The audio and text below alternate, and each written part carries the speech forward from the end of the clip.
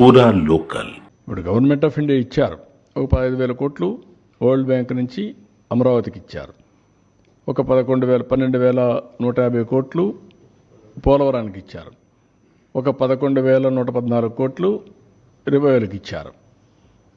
సరే, మిగిలిన కొన్ని మేము ఈ వర్క్స్ అన్ని మీద పెట్టడానికి కొంత శాఖ కింద కొంత ఫండ్స్ ఇచ్చారు. కానీ ఆ డబ్బులు నేను వెల్ఫేర్కి ఇవ్వలేకపోతున్నాను.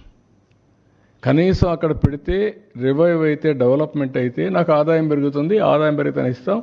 ఇంకొంచెం ఫ్లెక్సిబిలిటీ కోసం ఆలోచిస్తున్నాం. ఎక్కడ ఫ్లెక్సిబిలిటీ వస్తే అక్కడ అవసరమైతే బారో చేసైనా సరే I want to give my commitments.